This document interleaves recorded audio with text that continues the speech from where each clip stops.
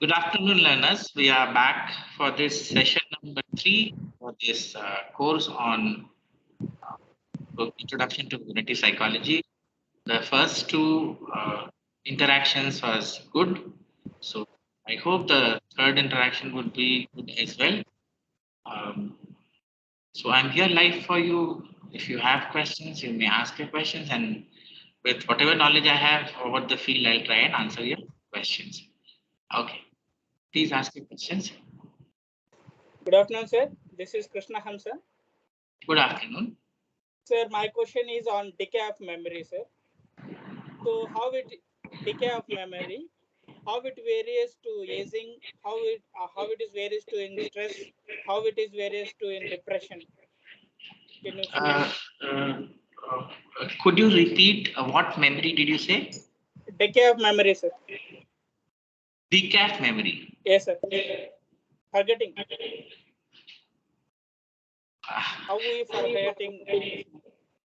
Okay. So, as I understand, are you asking about because the sound is not that clear over this net connection? Okay. So, Okay. can you write it down on the chat box? Yes, sir. Yes, sir. Yeah.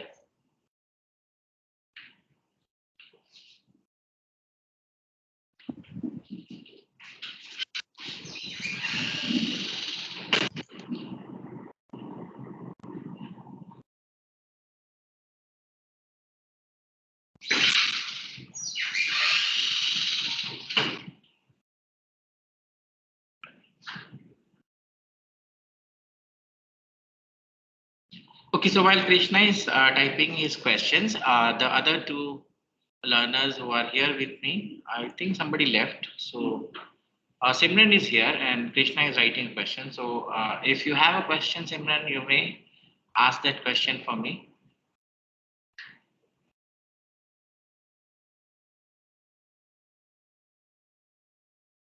And other people also watching this live cast of session 3 for Introduction to Psychology, I request you all to put forward your suggestions and questions, and I will try to solve it for you or try to provide you an answer appropriate enough for you. So, if you are here with us, a good idea would be to uh, switch on your camera so that see face to face with each other. Uh, this is something which has been promoted by NPTEL for a live interaction. So if you can switch on your cameras rather, we can have a much live and better interaction.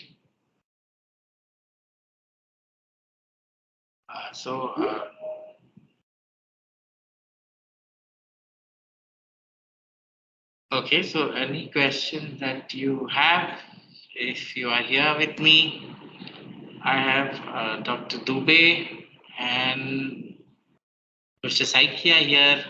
Simran, if you are hearing me, if you could switch on your cameras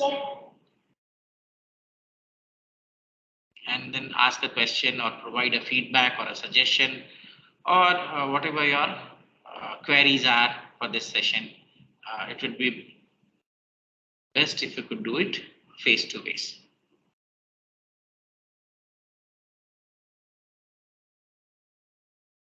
And Krishna, your question still is in a typing mode.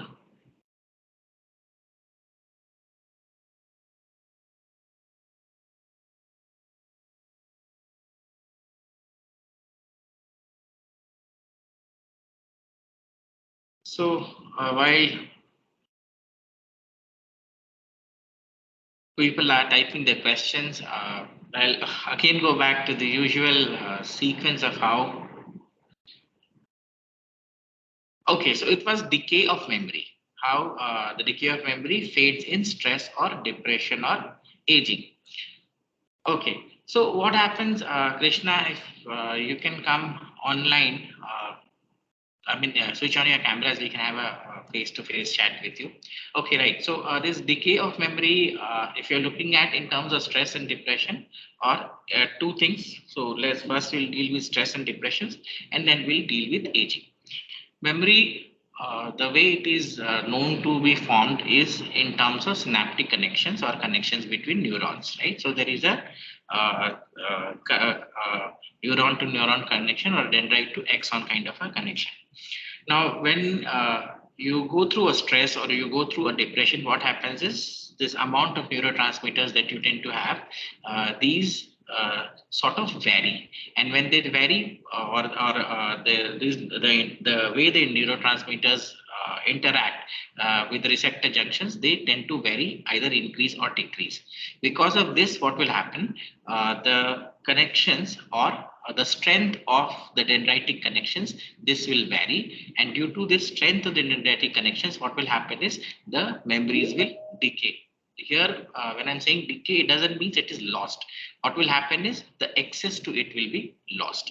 Now, if we use some other method of strengthening these connections, there is a method which you can, which has been used, which is called an RTMS, which is a rapid transcranial magnetic stimulation. So pulses which is less than 1 hertz, that is repeatedly given into a certain area and it is excited over and over again. With that, what happens is this excitation leads to strengthening of connections or forming of new connections, and because of that, whatever is lost, that can be the associations can be made. Now, one question there would be how accurate it would be, because if you lose a connection, if you lose a connection between two neurons, what will happen is some part of it will fade away. So that is one way. Obviously, in stress, what happens is you have certain kind of arousals or certain kind of chemicals flooding your brain, which tends to overexcite your electrical connections in the brain, and due to this, there will be some kind of forgetting. If we are going into aging, what happens is, so generally there are two things in aging. You can have loss of memory, either due to a Parkinson or due to the other one is either a Parkinson or the other one. I'm forgetting the name. But what happens in these cases is that the neurons itself, they form some kind of a tangle, which basically means that they will tangle with each other, and so the connections which passes through these or neuronal junctions, what will happen is they will mix with each other. So the kind of excitement, the kind of connections, or the kind of junctioning that should happen, that is lost, and because of that, what will happen is you will tend to lose your memory, or you will tend to not appropriately remember. So these are the two things. Basically, all of this points to the fact that think of memories in terms of railway junctions or in terms of railway connections. So what will happen is, let's say that you have a railroad, or if you have a railroad going to old warehouse. If the warehouse is not being used for a long period of time, what will happen is it will be the lines or the rails on which the engines run, that will be lost. And similar thing happens in terms of memories also. If you're not using it, it will be lost, but the warehouse is in place. So if somebody finds out where the rail lines are, and if they can connect it, what will happen is you will be able to access it. The same thing happens with this. In terms of aging, what happens is there is a change, a structural change in the neuron. So neuro tangling basically means that the neuron fuses up. All neurons will tend to fuse up due to some structural change, structural damage, and because of that, what will happen is all memories will be mixed up. And because of this mixing up, either you will not remember anything, or you will tend to forget more, or you will tend to lose connections, or not have any connection at all. So that is with aging. But with stress and depression, generally it happens in terms of the interplay of neurons. So you tend to get back that memory. Another thing with stress is that lower amounts of stress are very good for memory, because if you do a little bit of arousal, this is called eustress, I guess, and then that is good for your memory. But if you increase it a little bit more, what will happen is it will interfere with the working of the memory or the memory junctions, and because of that, you tend to lose memory or memory decays. Right? It may also happen, the basic phenomena of interference and all those things tend to work here, but it is mainly at the level of the neurotransmitter or at the chemical and electrical level of the brain. So I hope I have answered some of your doubts, and you can read some of more in different books. Okay. Rehearsal techniques for strengthening memories.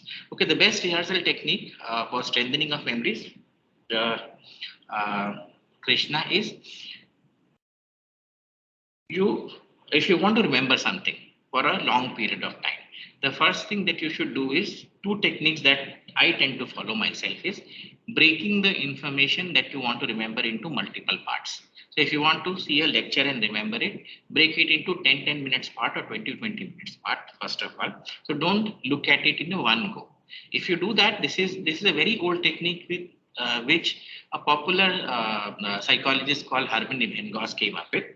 What it actually does is that if you break your learning into parts and try to recall what you have remembered, and then give a wait time and then again remember it, what will happen is that you get time for consolidation.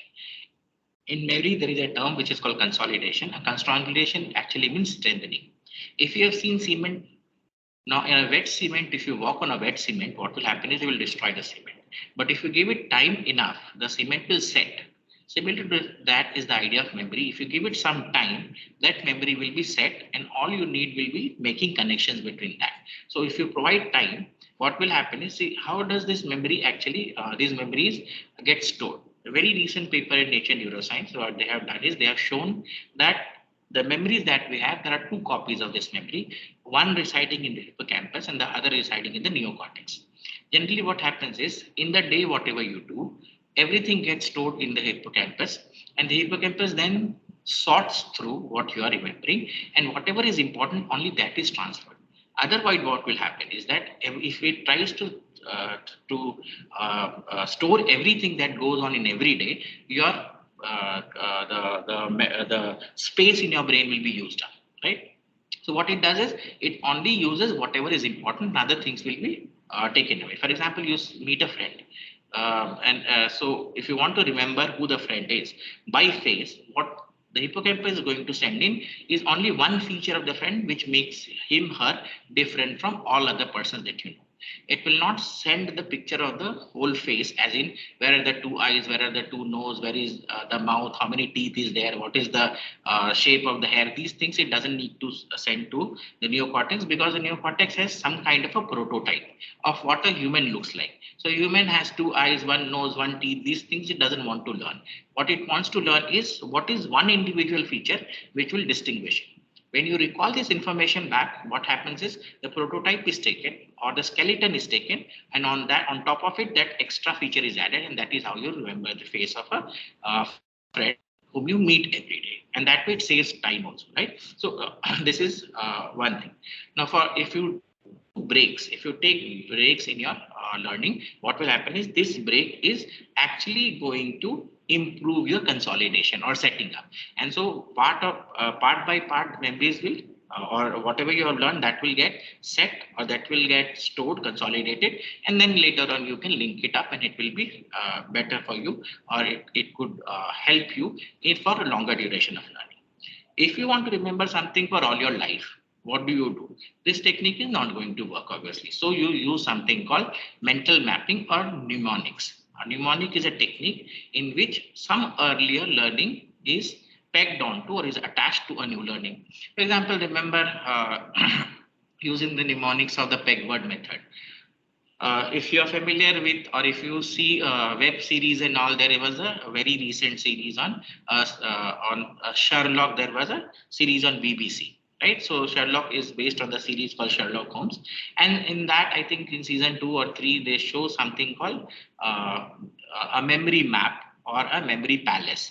Now, what is a memory palace? A memory palace is kind of a technique of mnemonic. So what happens is, if you want to remember some information and you want to commit it to memory, what you do is you take this information and bind it to a memory of something which is already there. For example, your house.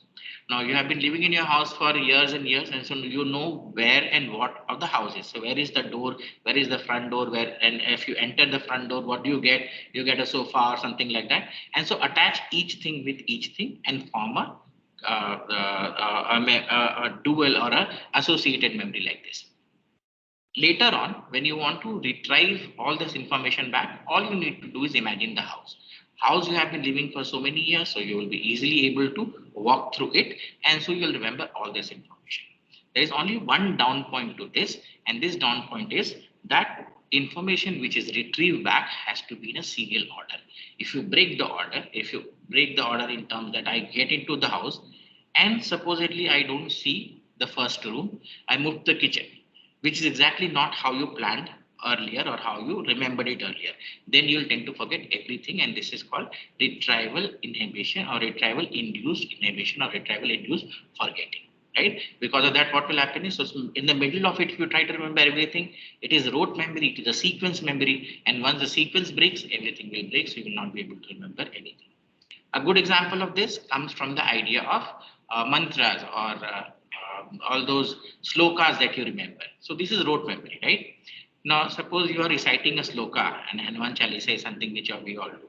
So if you are reciting it back or any sloka of your thing and somebody speaks to you, and if you listen to him, what will happen is you forget a word of the sloka.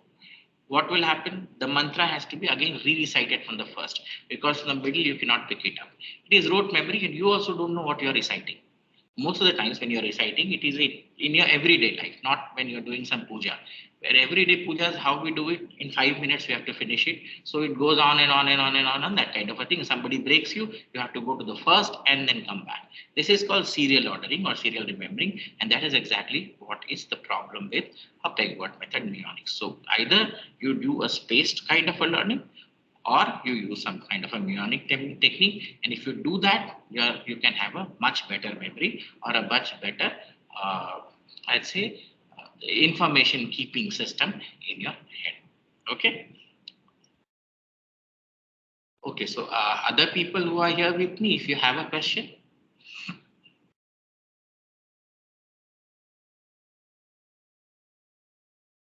I request other people who are in this chat to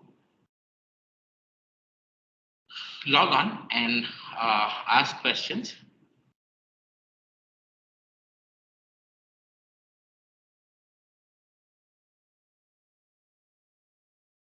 At the beginning of the chat, we had a number of people who registered, but at this point of time, I think everybody left. So if you're watching me here online, if you don't get a chance to ask a question, or if you are too shy to ask it right now, you can always send an email to me with your question. The email is there on my website or on the NPTEL website. I can answer it there or put it into the forum. If you put it in the forum also, I'll pick it up and I'll answer the question. Even if the course is finished, look at your question and I'll answer it.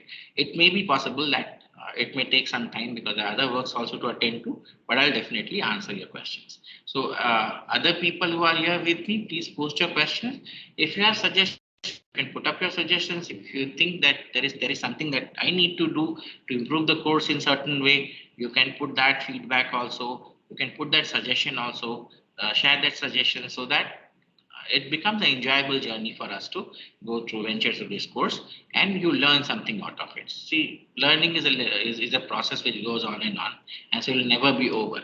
So the thing is, from whatever I have learned, I'll also, if you ask me a question which I don't know about, I'll read about it and I'll be able to explain it to you. So the process goes on, and so whatever suggestions, whatever your questions you have, whatever things you wish or you think that it should be answered in a different way, just let me know and let's discuss that. And if need be, I'll go read the whatever viewpoint you have, and then maybe we can offer more assistance, or I can offer something more. Right. So any other question that you have? Because I don't see anybody else in this meeting right now. Beside my own people from IT party. So initially people joined and they left. So Krishna, if you have a question, let me know. Or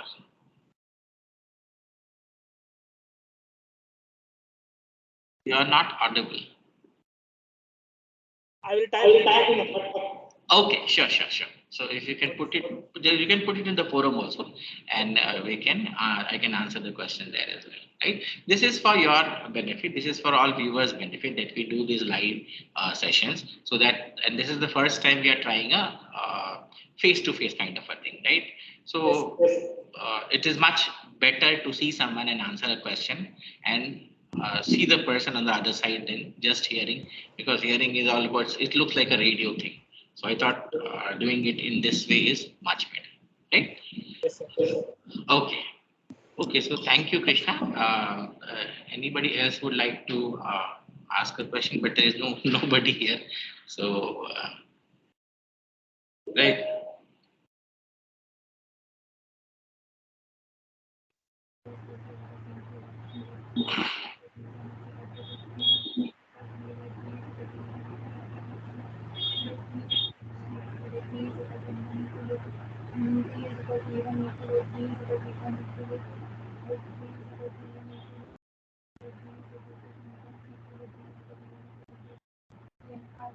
So, Uday Raj has joined us, and I hope Uday has a question for me.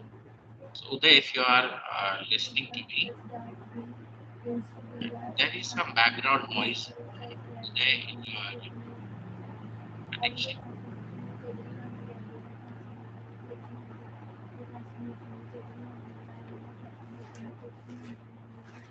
Okay, so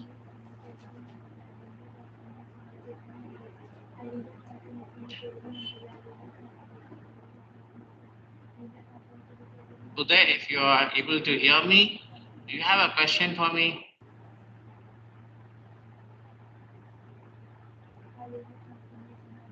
If you are not able to hear, or if you're not able to translate your question in a direct form, why don't you write it over in the chat box there, so that I can at least read your question and answer it for you? Because I'm not able to hear anything.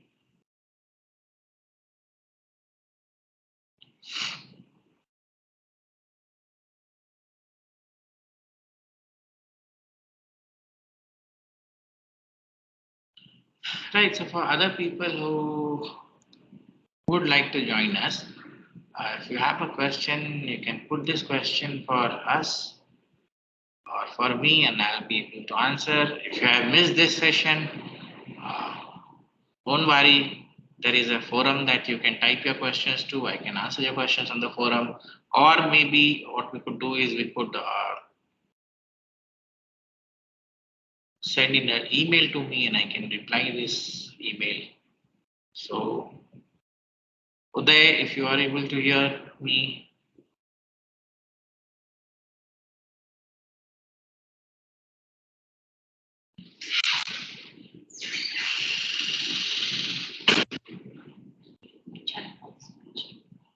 chat, yeah, I'm saying the chat box. Okay, so Krishna, I'm reading your question. So it says that which type of memory is more strong prints in memory, like episodic, echoic, visual, and which form is useful to academic learning? So definitely I'll go with the visual form. We say episodic is a part of memory, right? So what happens is that the long-term memory, or memory which is stored in the neocortex or the higher areas of the brain, they are of two forms. One form is the one that is related to knowledge, rules, and that kind of a thing, and which doesn't need something called space time with it. Space time meaning where you learned it, and how you learn it, and when you learned it. So when and how, that question is not important, and where is also not important. These kind of memories are called, so these are called, these are supposed to have something called neotic consciousness. And what is the meaning of neotic consciousness? Is it independent of space where you learned it, and time when you learned it, right? For example, if I tell you, describe an apple for me, you won't go to the, or you won't, nothing will come in your head as in where you learned the apple for the first time. Maybe your first grade teacher told you what an apple is, or you saw a golden apple as the first apple, or maybe a green apple as a second apple. So when I ask you to define an apple, you will tell me an apple is a fruit, it is generally in green and this color, that kind of a thing you will tell me, but you will not definitely go to the time and place of where you learned it, or certain rules in mathematics, or certain kind of knowledge. For example, where is America from India? So on this side, on that side, you don't really need to stand up and show me that, or imagine that there is a, it's a fixed kind of a thing. On the other hand, episodic memory has something called autoneotic consciousness, meaning which it has something called a space-time variance. For example, if I tell you to tell me about your maybe 12th class farewell or 10th class farewell or your 12th exam. Now that day will be imprinted. The first day of the exam of your 10th class or 12th class, that will be imprinted in your head because it was a stressful situation. And so you know what happened, how you went, how you took the bus, how you went, how was the paper like, how everybody was afraid. Everything is clear. So the time is clear, where it was formed is clear, and what all things happened is clear to you. And this is called episode because it is real in time and place. And that is why one thing that we often joke about in experimental psychology or in memory studies is that it's believed that we cannot do time travel. But with episodic memory, we do time travel, which means that I can send you back to your childhood. If I say imagine something in your childhood, actually what you're doing, you're going back to the memory in your childhood, and so you're doing a time travel from now to that time, and that time would be long back, right? So this is what is called an autoneotic consciousness.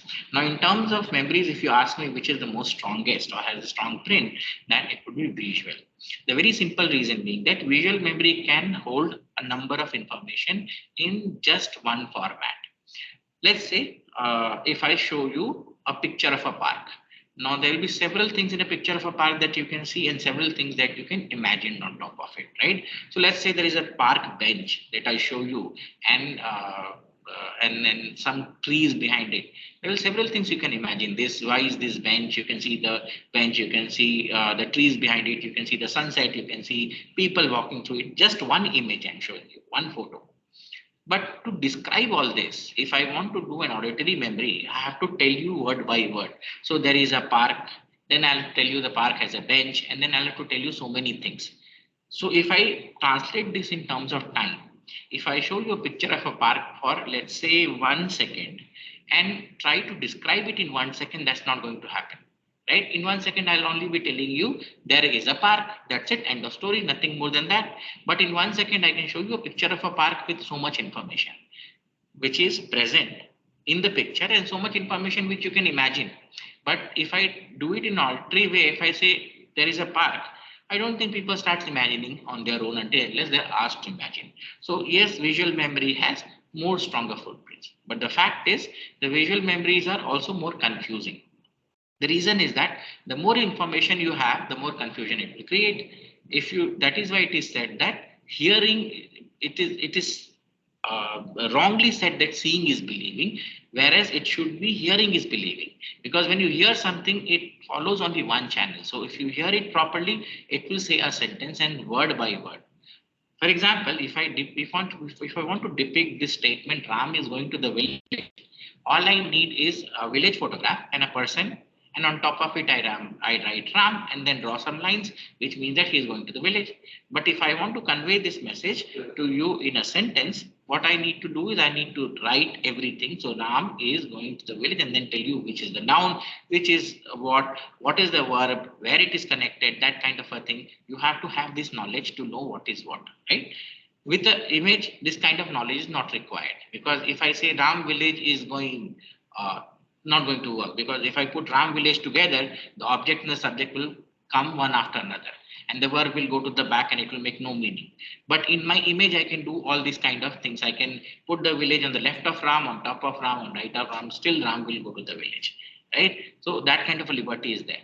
So although visual memory can have a lot of information, but it can be confusing because the more information you have, the more interference it will run and the more problems it will create. But definitely, if you ask for a stronger memory, it will be visual in nature. That is why probably it is believed that seeing is believing, right? On the other hand, believing, if I go with the trust word, then it is always hearing, right? If you hear something, you tend to remember it more.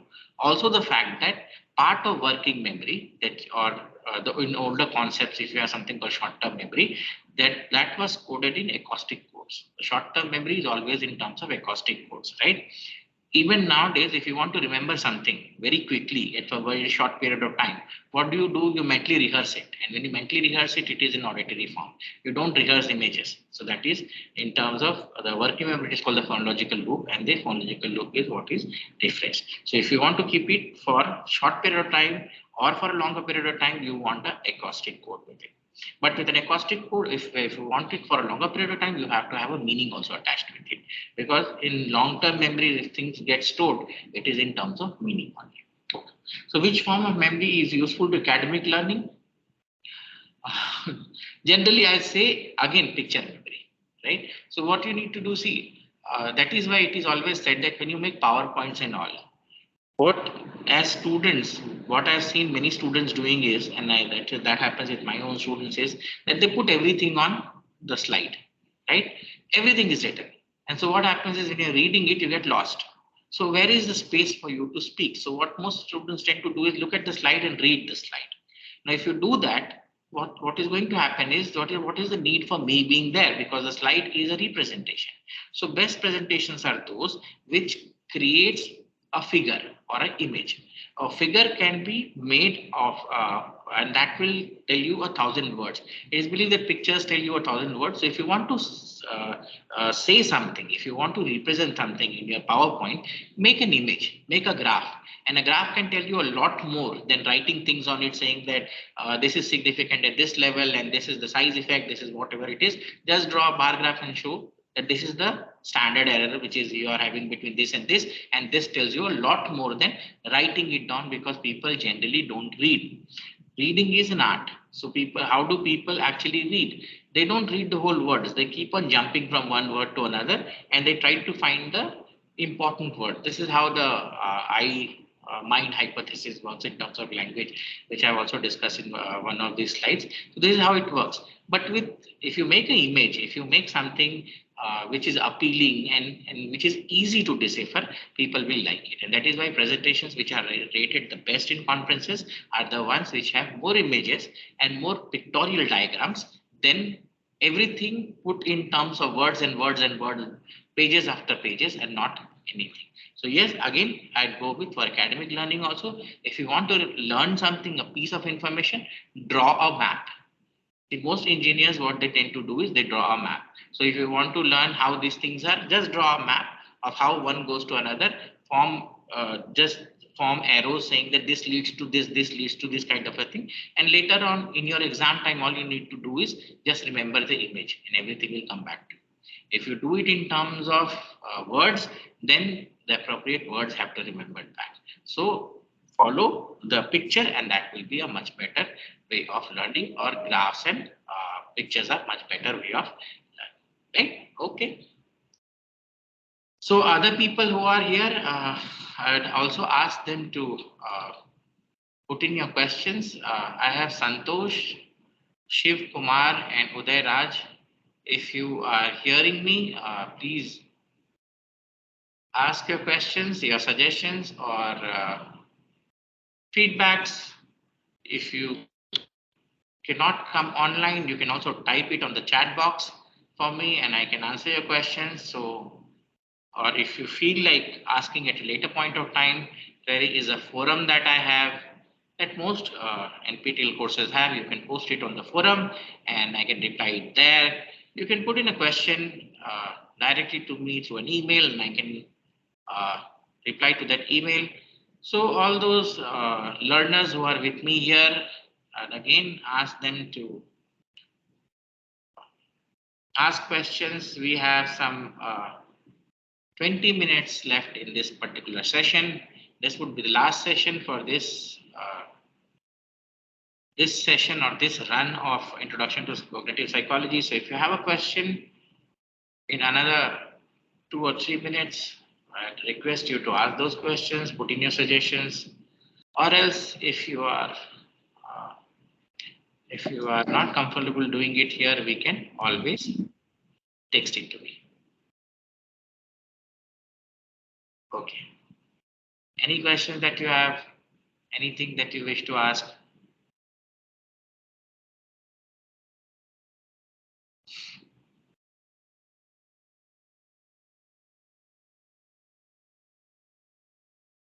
right? So I hope my other guests are still thinking about questions.